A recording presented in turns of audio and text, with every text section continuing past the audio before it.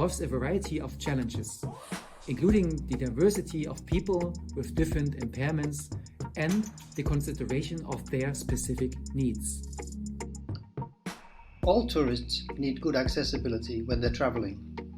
This means that buildings, transport, information and services need to be designed in such a way to meet the needs of visitors of all ages and abilities.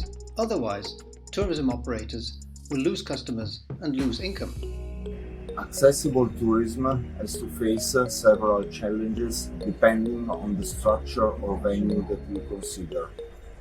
Probably what is really common is the lack of culture and knowledge about accessible tourism. IAPA is a global association for the attractions industry, representing zoos, amusement parks, water parks and many other attractions. All of them are very diverse and unique, so it's very hard to find a common ground for a common policy.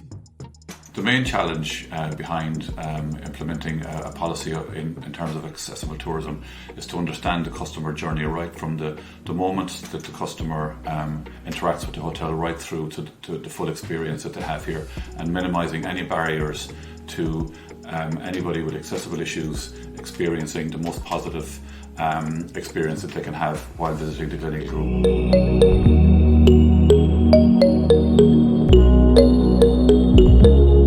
About 10% of tourism providers in Europe have a business plan and the knowledge and skills to deliver accessible tourism services. And that's why INAT is working with Erasmus Plus partners across Europe to develop courses on accessibility for the whole hospitality sector. Future professionals in the tourism sector need to be trained in social and communicative skills such as active listening, empathy, change of perspectives, and especially an awareness for the specific needs of the target group. The team members know the specific needs of each attraction and what it needs to ride those. However, it is very difficult for them to see actually the special needs of certain customers or visitors, especially when we talk about thrill attractions where you can't foresee the action of certain people because it's not visible beforehand. On my opinion, we need professionals able to analyze the content and services provided by a touristic venue and then design an action plan to implement equipment, procedure and training to become really accessible.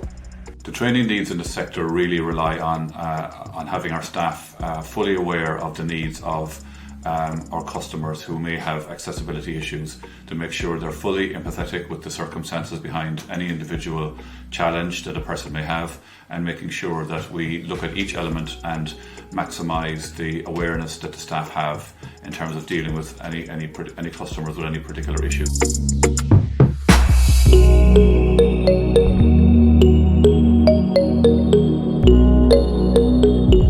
For us as an international association, it would be great if there would be a guidance document and overview for our members on how to train them and also on how to react for those guests with special needs. In the present COVID-19 pandemic, I would highlight the UN World Tourism Organization's new guidelines for businesses to explain how to carry out measures that will keep all customers safe without excluding people with disabilities and others with access requirements. So tourism can really be open and accessible for everyone, everywhere. These practical guidelines for curbing the spread of COVID-19, due regard for accessibility and inclusion within tourism, can contribute to global efforts to reassure all visitors, benefiting tourists, businesses and destinations alike. I think that raising attention among the touristic operator and setting up a community of practice between staff working on accessible tourism are two key factors that can lead to important results. With this project, we would like to enhance intersectional cooperation between public institutions and the private tourism sector to gradually resolve limitations and to overcome barriers in our society. We would welcome in the future support from both state and non-governmental organisations in terms of understanding the needs of our guests that may have accessible issues. We want them to have the best experience possible when they're coming to visit our properties, but also the wider destinations, to make the barriers to travelling to our area as minimal as possible, and to have the best experience that they can while they're here.